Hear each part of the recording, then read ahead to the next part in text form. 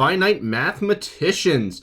Welcome to lesson 1.4. Today we are going to be applying functions of line. So that question of when we actually going to use this stuff is going to be answered right now. Our first example, so we have different types, is to find break-even points. So what is a break-even point?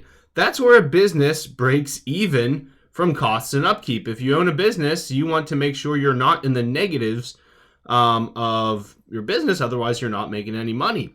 So for our example here, each month a coffee shop must purchase coffee beans and supplies. So it costs them 50 cents per cup, and they have overhead expenses like utilities, maybe electric bill and so forth of $1,000. The shop sells coffee at a price of $2 per cup. The question is, how many cups of coffee must be sold in order for them to break even? So the main idea is you need a cost function and a revenue function. So let's look at our cost function, and I recommend always writing these down. The cost function, or C, can be represented by, let's see here, so the cost is going to equal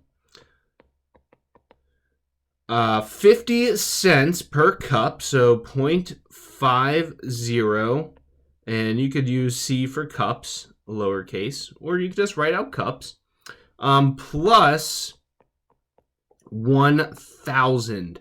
Okay, that's our flat fee each month of utilities. Okay, the revenue, or how much they make, is equal to, they sell coffee at $2 per cup. So there's no overhead fee, but $2 per cup. You could think of cups as your X value and cost and revenue as the Y value. Now from here, basically you just set the two equations equal to one another. So we have cost equals revenue. That's where they break even. Well, cost is 0.50x plus 1,000, and that needs to be equal to 2.00x. Once you have that set up, it's a simple matter of solving for x. So I would subtract 0.50 minus 0.50x, I suppose. And I'd have 1,000 is equal to 1.50x. And then I would divide by the 1.50 and 1.50. And you can certainly use your calculators. 1,000 divided by 1.5. And that gets me, about 666.7. Going to round that there. So that is the number of cups you would have to sell. Now, it doesn't make sense in real-world problems to sell 7/10 of a cup. So you might need to round up or down depending on the scenario. And we're going to round up to 667 cups. Okay, so that is the break-even point, 667 cups to break even. Okay, now for our next example, we are going to be determining the profit. Okay, many times if you own a business, you want to make a profit. Well, profit is equal to revenue minus cost. Okay, so basically we want to make a profit of 500 each month, and we're going to use the same cost in profits or revenues. That should say revenues, not to confuse you. Revenue. How many cups of coffee must be sold to reach this goal?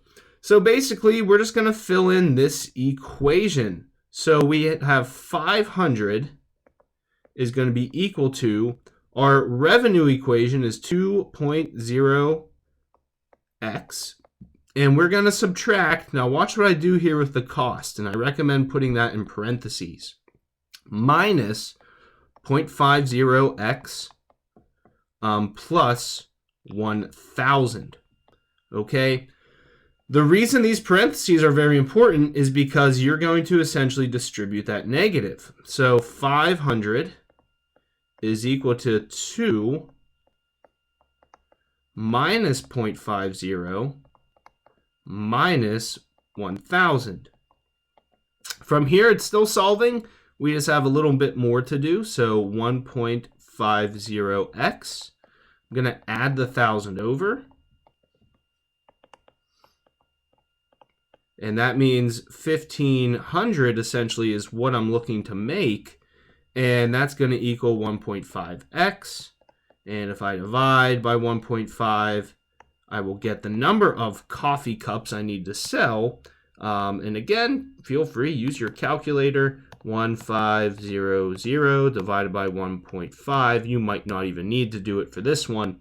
And what you end up with is x is equal to 1,000 cups of coffee.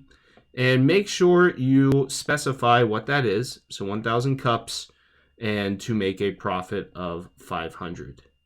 To make $500. Okay, so get to selling that coffee.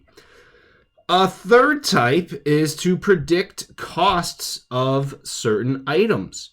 So in 2015, the average cost of a home in a neighborhood was $150,000.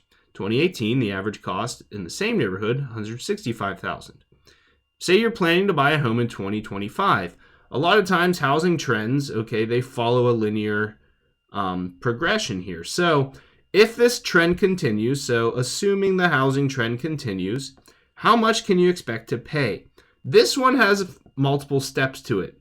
So our first idea is to think of 2 points. So we have 2 points. We have at 2015, the cost is $150,000. We also have in 2018, the cost is $165,000. So we have these 2 points. Well, what we want to do first is find the slope. We need to make an equation here. So the slope of these 2 lines, remember that's y2 minus y1, 165 minus 150,000. And we're going to divide by 2018 minus 2015. Now I recommend, again, take your time finding the slope. 165 minus 150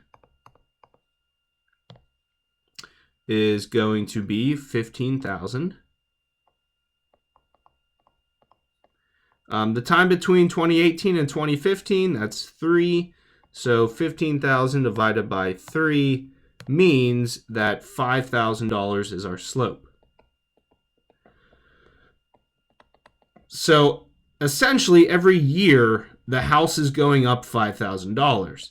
Now so we still need to find an equation. So find a general equation as to the housing cost. So this is going to involve from lesson 3.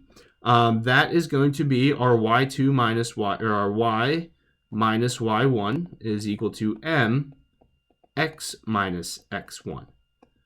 Okay, so you can use either point. I will choose 2018. So y minus 165,000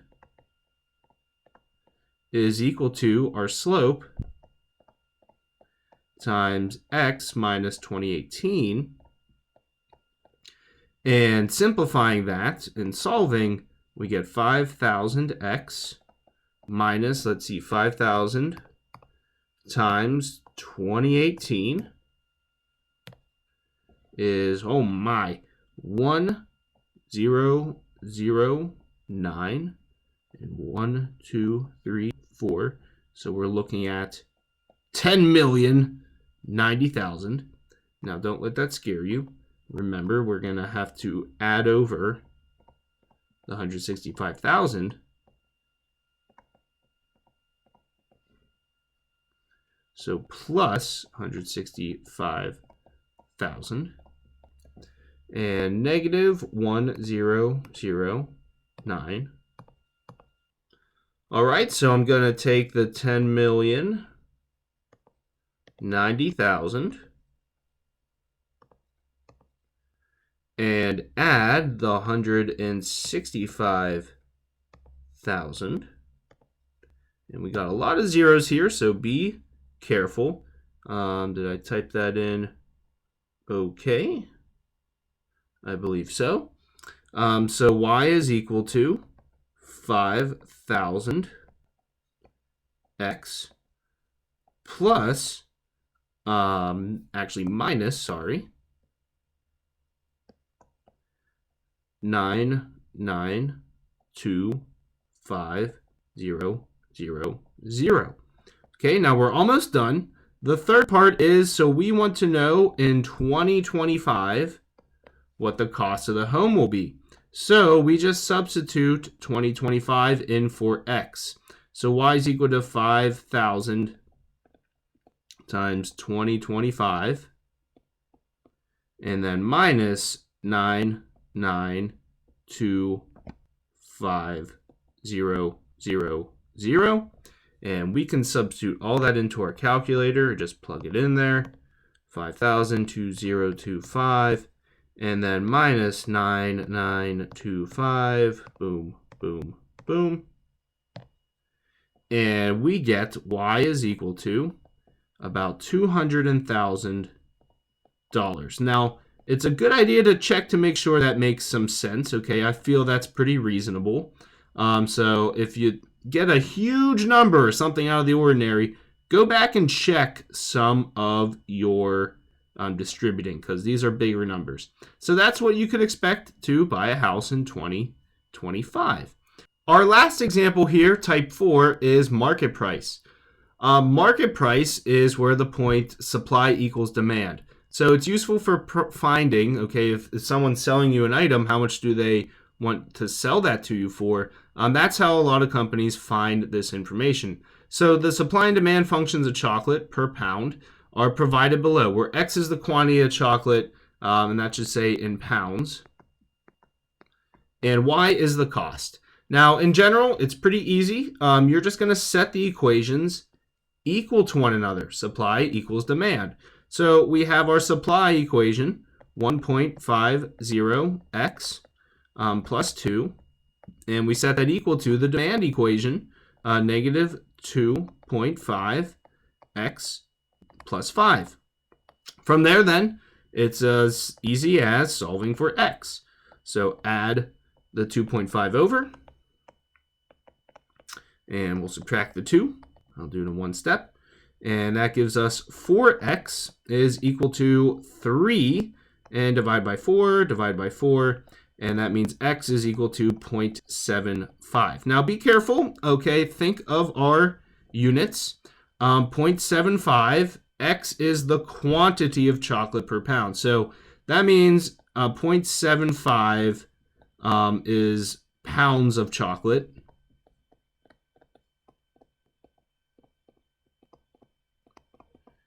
And to find the market price, that's going to be y. So you just need to substitute 0.75 in for x in either equation. So to find the actual market price, we'll use the supply equation. 1.50 times 0.75, and we'll add 2 to that. 1.50 times 0.75 plus 2 means that our market price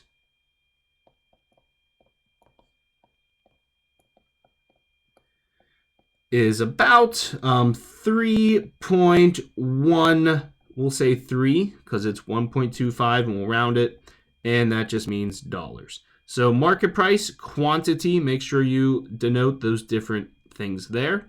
And that is basically how to find supply and demand. So please work on those practice problems for types, and good luck, everybody.